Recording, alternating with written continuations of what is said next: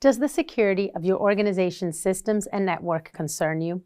This video will demonstrate how you can stay one step ahead of the ever-evolving tactics employed by attackers. By exploiting the MITRE ATT&CK framework, a game-changing tool that can revolutionize your cybersecurity strategy. You'll examine the MITRE ATT&CK framework's powerful components and explore the invaluable benefits it offers organizations.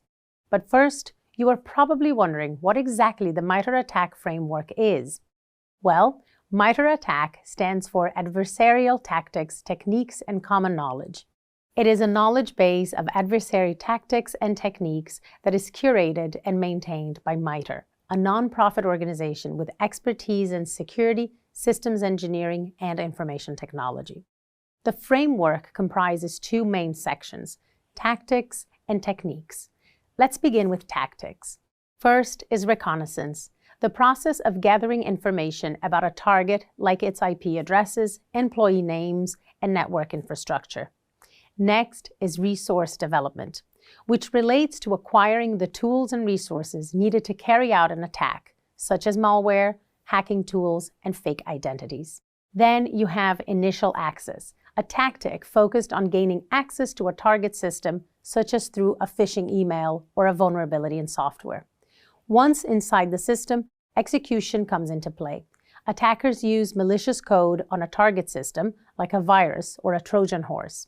Next is persistence, which is a tactic used to maintain access to a target system after initial access has been gained, such as by creating backdoors or rootkits. Privilege escalation is all about gaining higher privileges on the target system. This can provide the attacker with enhanced control and authority, such as administrator privileges. Defense evasion is employed to hide malicious activity from detection by security tools, such as by using encryption or obfuscation techniques. Credential access involves stealing or obtaining the credentials of an authorized user, such as a username and password, which can be used to gain access to systems and data. Discovery focuses on locating sensitive data or systems on a target network, such as financial data or intellectual property.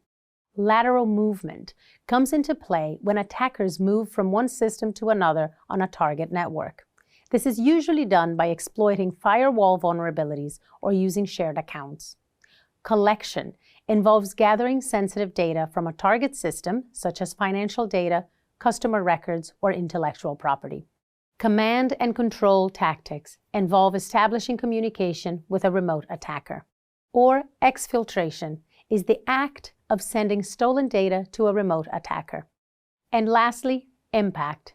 The consequences that these cyber attack tactics have on an organization can include financial loss, data breaches, or reputational damage.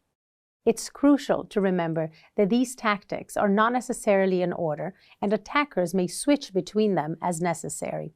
For example, an attacker may first gain access to a system through a phishing attack, then use that access to install malware that gives them persistent access. They may then use that access to escalate their privileges and steal credentials, which they can use to move laterally to other systems in the network.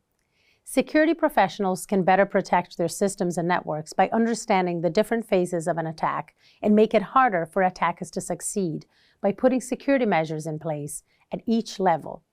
Let's explore several techniques that attackers employ during each phase of an attack. First is the command and scripting interpreter, which executes commands. Then there's OS credential dumping, which extracts passwords and other credentials from the operating system, while proxy intercepts and redirects traffic to a malicious server. Process injection can load malicious code into a legitimate process. There's also masquerading, which impersonates a legitimate user or process, while valid accounts uses valid credentials to gain access to a system. You also have public-facing application. This exploits a vulnerability in a public-facing application to gain access to a system.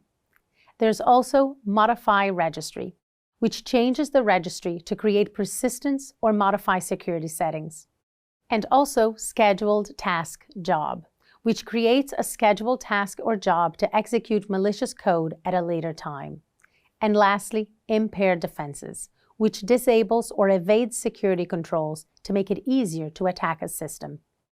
Understanding these techniques can help organizations better prepare and defend against potential threats. MITRE ATT&CK framework has several benefits, including improving the threat detection and response capabilities of an organization. By helping organizations to identify and prioritize security risks, you can empower them to deploy targeted security controls against the most likely threats they may encounter. Implementing the MITRE ATT&CK framework also leads to the overall improvement of the organization's cybersecurity. The adaptability of the MITRE ATT&CK framework also plays a crucial role in assisting organizations in defending themselves against the ever-evolving threats they face, making it an indispensable tool for any organization seeking to strengthen their cybersecurity defenses. The MITRE ATT&CK framework is an invaluable resource for organizations seeking to enhance their cybersecurity. By comprehending the tactics and techniques used by attackers, organizations can proactively defend themselves against potential threats. The framework brings increased visibility, improved threat detection and response, and an overall strengthening of security. The MITRE ATT&CK framework remains at the forefront of defense strategies. MITRE constantly updates and expands the framework to meet the evolving needs of the cybersecurity community. They continually incorporate new tactics and techniques into the framework and strive to cover emerging platforms and technologies.